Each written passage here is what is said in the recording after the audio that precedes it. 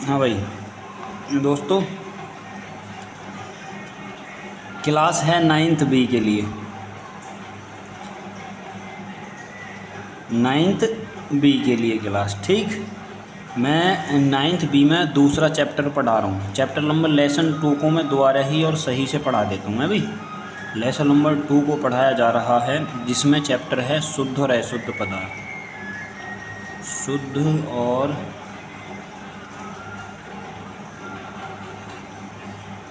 अशुद्ध पदार्थ। मैं जितना लिख रहा हूँ नोट्स भी उसी के अनुसार बनानी है, बिल्कुल ऐसी मैं लिखूँगा ही तुम्हारे नोट्स के अनुसार, और मुझे सबकी कॉपी पर ऐसा ही लिखा होना चाहिए। अब बात करते हैं हमारे पास, तुम शुद्ध और अशुद्ध को तो जानते हो, अब बात करते हैं हम द्रव्य का। मैं द्रव्य का वर्गीकरण कर रहा हूँ कि द्रव्य, देखो दुनिया में ब्रह्मांड में जितनी भी चीज़ें हैं उन सभी को हम द्रव्य कह सकते हैं। जितनी भी चीज़ें हैं द्रव्य, ऑल द वर्ड, द्रव्य का वर्गीकरण। अब द्रव्य में मेरे पास हम जानते हैं, मैं क्लास में पढ़ा भी चुका हूँ। द्रव्य में हमारे पास 2 तरीके के हो गए। एक तो हमारे पास होता है शुद्ध पदार्थ, है भाई, एक है हमारे पास शुद्ध पदार्थ, शुद्ध को तुम जानते ही हो। अब एक है हमारे पास अशुद्ध पदार्थ। मैं जो रफ पे लिख रहा हूँ तुम्हारी कॉपी पे भी ऐसा ही लिखा होना चाहिए, 9th बी, ठीक। शुद्ध पदार्थ हमारे पास 3 तरीके, दो तरीके के होते हैं। अब हमारे पास कौन कौन से होते हैं? एक तो हमारे पास होता है तत्व और एक हमारे पास होता है योगी, है भाई। अब हम बात करते हैं इनमें से अलग अलग की। अब ज़रा देखो, यदि मैं इसमें बात करता हूँ पहले किसकी, तत्व की। पहले मैं हेडिंग डालो तत्व की, और तत्व की हम डेफिनेशन क्या लिखेंगे, देखो ज़रा मेरे भाई,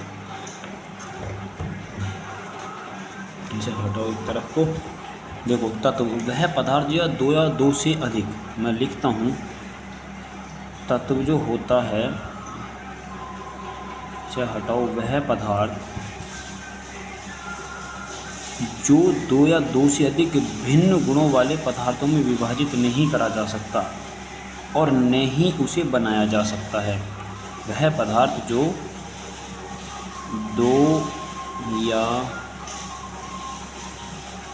2 से अधिक भिन्न गुणों वाले पदार्थों में विभाजित नहीं किया जा सकता, ठीक। तो उसे क्या कहा जाता है? तत्व कहा जाता है, ठीक मेरे भाई। एग्जाम्पल में क्या क्या लिखने हैं इसके में, यदि मैं इसका एग्जाम्पल दूँ, जैसे लोहा, Fe, कॉपर, ये होता हमारे पास लोहा, ये हमारे पास होता है कॉपर। जैसे कि मरकरी, मैं इनके सूत्र भी लिख रहा हूँ अभी, जैसे कि मरकरी होती है मेरे पास Hg, मरकरी कौन सी होती है? Hg। ऐसी मेरे पास होता है ब्रोमीन, यदि मैं Br लिखूँ तो उसको बोला जाता है ब्रोमीन। क्या होता है मेरे भाई? वो ब्रोमीन, ठीक। अभी इसमें इतना ही लिखना। दूसरा मेरे पास कंपोनेंट होता है कौन सा? यौगिक। मैंने एक तत्व लिख दिया, एक मेरे पास होता है कौन सा? यौगिक। अब ज़रा देखो यौगिक क्या होते हैं, अब मैं इसी को अलग अलग उसमें लिखता हूँ। देखो यौगिक वे पदार्थ जो 2 या 2 से अधिक तत्वों के निश्चित अनुपात में मिले होते हैं, ठीक। यदि मैं इसमें लिख सकता हूँ पदार्थों का, 2 पदार्थों का, किसका? 2 पदार्थों का निश्चित अनुपात। क्या मेरे भाई? 2 पदार्थों का निश्चित अनुपात। यदि 2 पदार्थ हैं और निश्चित अनुपात, 2 पदार्थों का निश्चित अनुपात क्या कहलाता है? यौगिक कहलाता है, यौगिक कहलाता है। अरे दूसरा इसमें यदि मैं सबसे बड़ी बात लिखूं, यौगिक के जो जिंदे को मान लो 2 पदार्थों से यौगिक मिलकर बना हुआ है। अब जो यौगिक जो 2 पदार्थों से जुड़ कर बना है ना, मान लो मैंने ए पदार्थ मिलाया, फिर दूसरा बी मिलाया, मुझे टोटल को दोनों को मिलकर सी मटेरियल मिला। तो इतना मैं बता देता हूँ, जैसे कि इसके गुण कुछ हैं, इसके गुण कुछ हैं, इन दोनों के गुण मिक्स होकर इसमें नहीं मिलेंगे। तो ये ध्यान रखना है, इसकी प्रॉपर्टी इसमें नहीं मिलेगी, इसकी प्रॉपर्टी अलग मिलेगी, इन दोनों के गुण अलग अलग हैं, उन दोनों को मिला दोगे जो तीसरा यौगिक बना है ना, जो यौगिक बना है उसके गुण अलग अलग ही मिलेंगे। जैसे कि मैं हाइड्रोजन के 2 परमाणु और ऑक्सीजन के 2 परमाणु मिलकर पानी बना देते हैं, तो हाइड्रोजन भी गैस होती है और ऑक्सीजन भी गैस होती है, लेकिन दोनों मिलकर द्रव बनाती हैं, ये याद रखना। ऐसे ही गुण बहुत सारे एग्जाम्पल हैं। अब वैसे ये एग्जाम्पल बहुत है। दूसरा मैं लिखता हूँ क्या मेरे भाई, मिश्रण। एक मेरे पास होता है क्या, मिश्रण। एक मेरे पास होता है मिश्रण। मिश्रण में ज़रा देखो, वे पदार्थ। अब यदि मैं मिश्रण की ही बात करूँ ना, तो मिश्रण की तुम डेफिनेशन कैसे लिखोगे? यदि मैं 2 पदार्थों को निश्चित अनुपात में मिलाता हूँ, 2 पदार्थों को यदि मैं निश्चित अनुपात में मिलाता हूँ, वह यौगिक कहलाते हैं। मगर ये है कि ये रासायनिक संयोग से नहीं बनते। अच्छा हाँ, इसमें ज़रा तत्व में एक, इसमें यौगिक में एक चीज़ लिख लेना यहीं पे, यह रासायनिक संयोग से बनती है, यह रासायनिक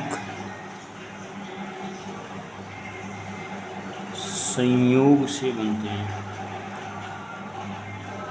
दूसरा मिश्रण में है, ये बिल्कुल डेफिनेशन यही है, 2 पदार्थों के निश्चित ही अनुपात है, 2 पदार्थों के निश्चित अनुपात में मिला देने पर, 2 पदार्थों के निश्चित अनुपात को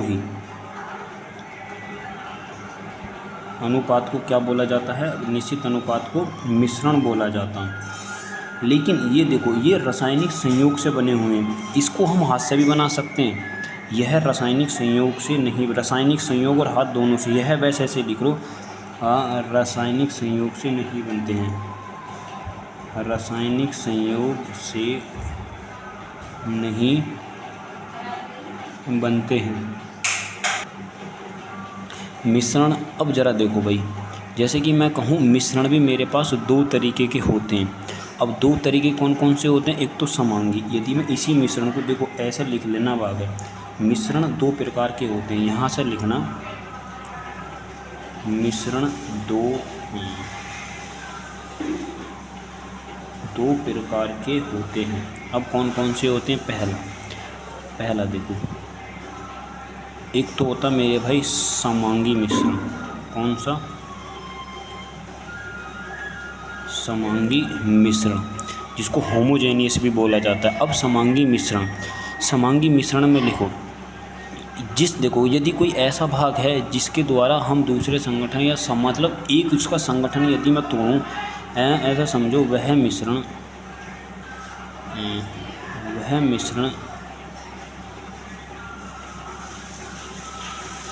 जिसके प्रत्येक भाग का संगठन समान हो। जैसे कि मान लो मेरे पास ये कोई मिश्रण है, ठीक, 5 किलो का मिश्रण है इसमें भरा हुआ, मैंने इसको ऐसा कर दिया, 1 किलो इस बर्तन में, 1 किलो इस बर्तन में, 1 किलो इस बर्तन में, इसके 1 किलो इस बर्तन में, तो जिस मिश्रण का इस मिश्रण के, इस मिश्रण के, इस मिश्रण के और इस मिश्रण के गुण सबके समान होंगे। यदि ऐसा मेरे पास मिश्रण है और फिर उसके मैंने 5 भाग कर दिए, 20 भाग कर दिए, 10 भाग कर दिए, उनके सबके मिश्रण जैसे गुण यूँ दिखा रहा मिश्रण, ऐसे ही ये गुण 5 दिखा रहे हैं, 5 एक जैसे दिखा रहे हैं, तो वो समांगी मिश्रण है। लेकिन यदि एक मेरे पास होता है इसी का दूसरा, जिसको बोला जाता है विषमांगी मिश्रण। क्या होता है मेरे पास? विषमांगी मिश्रण। अब यही बात बिल्कुल इसके विपरीत कर दो, क्या वह मिश्रण जिसके प्रत्येक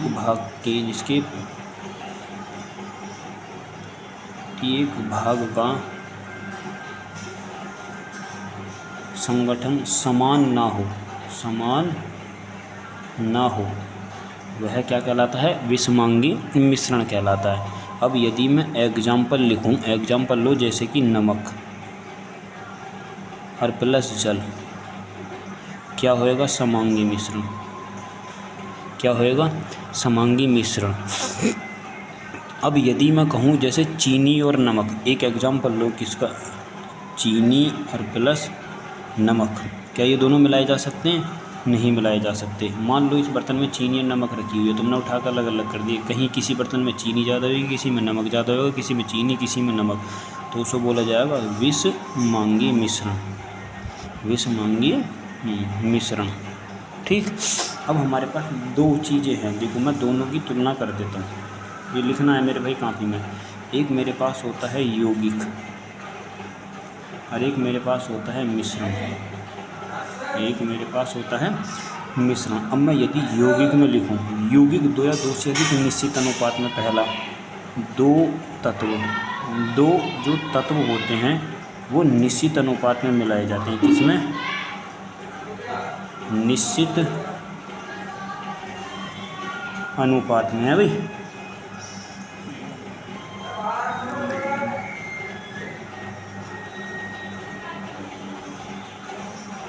ये भी बिल्कुल सेम ही है, दोनों निश्चित। अब इसकी मैं डेफिनेशन देखो, ये है भी, इसमें भी दो तत्व, क्या हैं? दो तत्व। ये भी किस में मिलाए जाते हैं? निश्चित अनुपात में ही मिलाए जाते हैं, लेकिन इनमें थोड़ा सा डिफरेंस है, उसे देखो। ये क्या होता है? तत्व क्रिया करके नए यौगिक का निर्माण करते हैं। इसमें दो तत्व आपस में रिएक्शन करते हैं, क्रिया करके नए यौगिक का निर्माण करते हैं। किसका? नए, जो तत्व मिलेगा उसको यौगिक बनाया बोलेंगे हम। दो तत्वों को यदि जोड़ के नया तत्व बनना है तो उसको बोलते हैं हम यौगिक, उसको यौगिक, और उसी को हम बोलते हैं यौगिक का निर्माण करते हैं। ठीक। अब यदि मैं कहूँ मिश्रण मेरे पास क्या होता, यदि मैंने दो तत्व मिला दिए, दो तत्व मिलाने पर किसी भी नए यौगिक का निर्माण नहीं करते, किसी भी नए यौगिक का निर्माण नहीं करते। सारी डिटेल कॉपी पर होनी चाहिए, वरना क्लास में काटूंगा, बता रहा हूँ मैं। अब ज़रा देखो, अब यदि इसका एक और है, इसका जो संगठन है वह स्थायी होता। मैं यहाँ से लिख रहा हूँ, देखो इसमें क्या चल रहा है, इनका यौगिक का संगठन सदैव स्थायी अवस्था होता है। मतलब कि स्थायी का मतलब यूँ है, यदि तुमने जो एक बार मिला दिया ना, दो तत्व ऐसे मिला दिए और वो ऐसा यौगिक बन गया जिसको एक दूसरे में तोड़ना आसान नहीं है, उसका मतलब होता है स्थायी। अब यदि तुम चीनी में, पानी को चीनी में मिला दो, क्या दोबारा चीनी निकाली जा सकती है? नहीं निकाली जा सकती। अब तो इसका मतलब वो स्थायी संगठन होगा। तो इनका जो संगठन होता है, संगठन कैसा होता है? स्थायी होता है। संगठन कैसा होता है? स्थायी होता है। ठीक। दूसरा, इनका संगठन अस्थायी होता है। इसका मैं यहाँ ऐसे ही लिख देता हूँ, अस्थायी संगठन होता है। स्थायी का मतलब है, तुमने चीनी में नमक मिला दी, चीनी अलग कर लो, नमक अलग कर लो, वो अस्थायी संगठन होगा। दूसरा देखो, इसको जैसे कि मैं कहने लगूँ बीनना, बीनने का मतलब है हम चावल में से वो घास अलग ना करते, वो घास को अलग नहीं करते थे दाने पाने से, उसको बोला जाता है बीनना। छानना, उबालना आदि के द्वारा इनको जब दो मिला दिए तो समझ लो अलग नहीं होंगे, आदि के द्वारा अलग नहीं करा जा सकता, अलग नहीं करा जा सकता, इनको अलग करा जा सकता। बस इतना ही लिख लो, इनको अलग करा जा सकता है। अगला, अब इसमें एक चीज़ होती है, जब देखो यह इसमें मैंने लिखा है निश्चित, ये हमेशा किसी रिएक्शन के द्वारा बनेंगे, और जब रिएक्शन के द्वारा बनेंगे या तो ये ऊष्मा का अवशोषण करेंगे या ऊष्मा उत्सर्जित करेंगे। अच्छा ये ऊष्मा का अवशोषण या उत्सर्जन करते हैं, या उत्सर्जन करते हैं, ये नहीं करते। ये इसमें लिख लेना, ये ऊष्मा का, ये लिखना ऊष्मा का अवशोषण या उत्सर्जन, अवशोषण या उत्सर्जन नहीं करते। ऊष्मा का अवशोषण या उत्सर्जन नहीं करते हैं। ठीक, इसके बाद यदि मैं कहूँ अब हमारे पास इसी में आ जाओ, हमारे पास दो तरीके के द्रव्य हैं। एक हमारे पास होता है समांगी, बस इतना ही लिखना, इससे ज़्यादा दिमाग नहीं मानना इसे बिल्कुल भी। अब आगे देखो, हमारे पास एक होता है समांगी द्रव्य, एक मेरे पास होता है समांगी द्रव्य, मैं समांगी द्रव्य लिख रहा हूँ, तथा एक होता है हमारे पास विषमांगी, विषमांगी मैं द्रव्य लिख रहा हूँ, द्रव्य ना लिख रहा। द्रव्य का मतलब है मैटर, मैटर का मतलब है जितनी भी ब्रह्मांड में चीज़ें हैं उन सभी की एक समांगी चीज़ें जितनी भी दुनिया में है, एक हमारे पास विषमांगी जितनी भी चीज़ें हैं। अब समांगी कौन कौन सी होती है? जिनका संगठन समान हो। मैं यदि यहीं से डेफिनेशन लिख दूं, जिसका संगठन, हाँ संगठन का मतलब ना तोड़ दो अलग अलग, एक समान हो, एक समान हो, उसे क्या बोला जाता है? समांगी। एक मेरे पास है विषमांगी, विषमांगी क्या लिखोगे? जिसका संगठन असमान हो, बिल्कुल ऐसे ही लिखना अपनी कॉपी में, जिसका संगठन असमान हो, क्या हो? असमान गुणों वाला हो, ऐसे लिख लो, असमान गुणों वाला हो, क्या कहलाएगा? विषमांगी। अब जैसे मैं कहने लगूँ जल तथा चीनी का, क्यों भाई जल और चीनी दोनों मिला दिए, क्या उन्हें तुम दोबारा देख सकते हो? नहीं देख सकते। लेकिन यदि मैं उसी में पानी में चू मिला दूँ, लोहा मिला दूँ, रेत मिला दूँ, कुछ और मिला दूँ, क्या फिर कर सकते हो? देख सकते हो? देख नहीं सकते हो तो बाहर भी निकाल सकते हो, है भाई। अब आगे आ जाओ ज़रा।